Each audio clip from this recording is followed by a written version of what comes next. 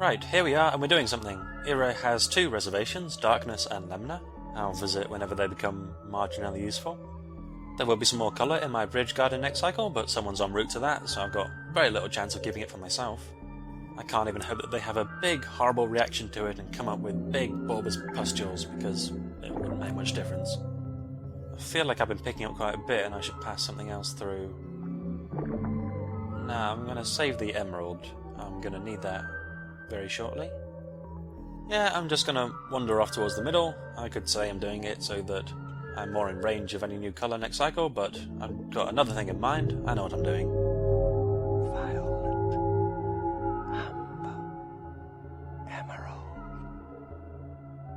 That was nice. 3 chambers filled, 3 more colours, and versatility is always most useful. They're all over the place though, so I'll be extremely lucky if I manage to get all of them. I'll pick up one on my way at least. I should go straight to the Darkness reservation, but hopefully it'll be around when I come back, because I've spent enough time around here for now. I'm sure I promised you all some thrills, and oh boy, are you going to get some thrills. Whatever could they be? Oh, thank God it's Mongolfia. I'm being eaten alive out here, getting my head in brute force mode. Young one, I don't know who you are, but I'm sure you're here to perform great deeds. I don't care about the brothers who don't want to teach you. I will become your mentor. From now on, I'll always be your friend and healer. As a reward for your diligence, I'll reveal to you a sacrament hidden from the sisters. The sleeper, who they call the Void, is mortal. Our duty as brothers is to protect the sleeper's life at all costs. He gave us shelter and a home. He graced us with color. Yet you can see what's happening. He's dying. Dying because his last drops of color are being wasted on inanimate matter. Someone is wasting his last life source, turning precious lympha into nova. That's why these damn predators are multiplying in such numbers. Spent nova revives inanimate matter, and they appear. These creatures also want to live, and to devour all lympha, depriving the sleeper of the last drops of his life. It's tragic. I don't know how you did it, but you managed to defeat the Pangolin. There are 2 more left. One in Hyosmar, and the other in Hades. Defeat these before the end of the 30th cycle, or they will have drunk all there is to drink. Make a new miracle.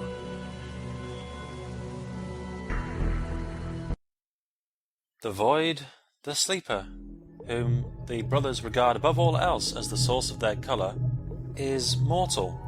The brothers who considered executing me for being alive are trying to heal this mortal. I'm not sure where it is. That garden has caught my eye. I think I'll go over and get that before I head over to Ely, where I'm going to defeat Search for the glyphs second and giant reveal predator. hearts. I really like how he said that. Caterpillar was our mentor before, and he seemed to be doing it out of ulterior motives, trying to wheedle stuff out of me and get us to defeat this pangolin. But now Mongolfia has said that he will actually be my friend. Big steps, and the first one is the longest.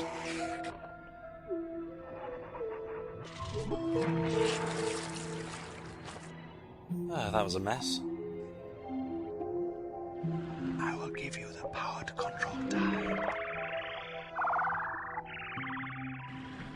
The firefly is going haywire too. That's not saying very much. It's going to get attracted to that globule that shot out at me when I tried to pick up the sprout. No colour gets left behind.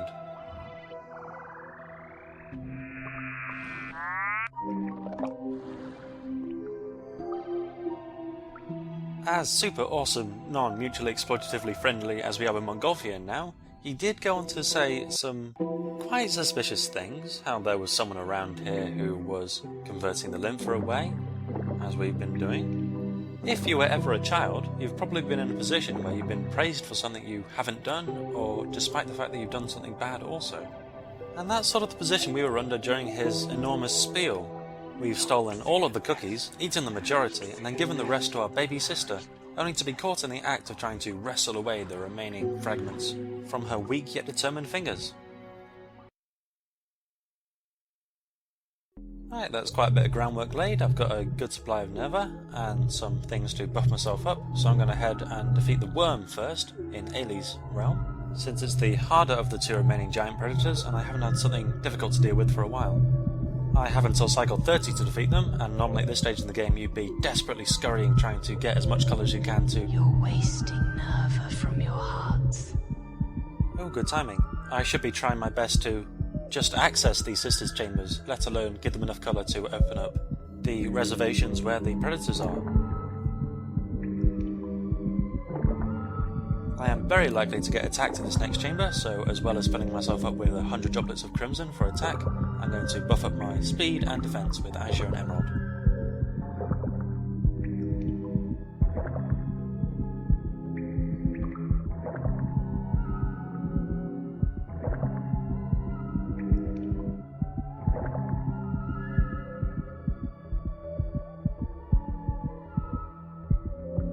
The violet is kind of stuck between my memory and my palette, but it just gives me more health, so it's only a good thing. It's taken me pretty much an entire update's worth of material to get to this stage, but I don't think I can get away with not showing off this fight. Even so, I expect it's going to be quite a long one.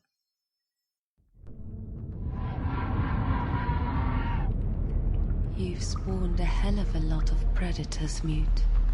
All these half-dead creatures are your children, the offspring of your powerlessness. Are you happy? Still silent? Of course.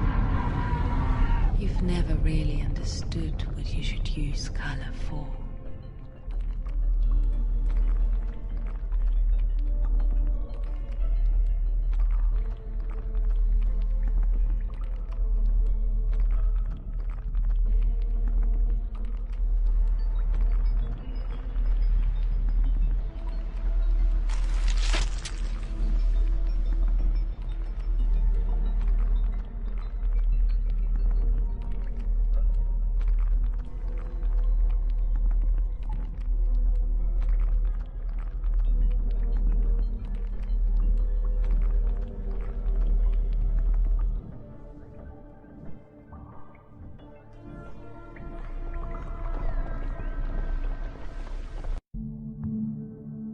Bait. This glyph creates a static golem from dead roots that will attract small creatures from the farthest corners of a reservation. The glyph requires a lot of color and the golem will not live long. Bait is great. It does cost a lot, but there's an easy way to make it more effective. I'll show it off the next time I find some critters. This is one of the few places you'd want to use the torch glyph.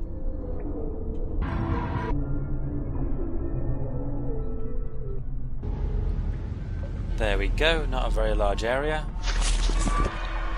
Probably should have put some more into it. That worm's going to get really annoying. Oh yeah, we have a worm. With an O, not a Y. One of the reasons this chamber is so difficult is that it feeds on the bulbous predators rather than the jumpers, which are almost as dangerous as the worm itself. The worm does have a fairly predictable method of moving down these tunnels.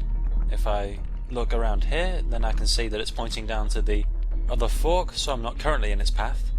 If you don't know where it's going to come out, then this is a good place to hide from it, since you can look down both sides and pick one when the worm is hurtling towards you. There are just as many narrow paths and dead ends as in the Pangolin's chamber, but the worm can get almost anywhere. It stops to feed and then it slithers into a tunnel that I can't follow it down. If I do, I'll end up in a pit that will put me into the void. You see, now it's gone off to the right.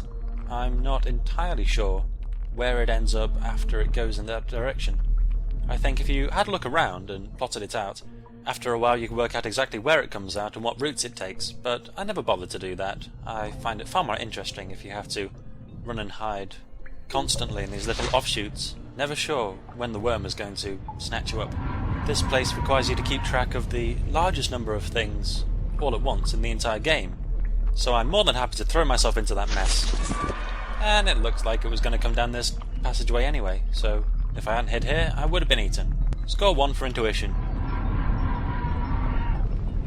Regardless of where it stops to feed, you'll usually have enough time to run up and plant a web on the predator it's currently eating.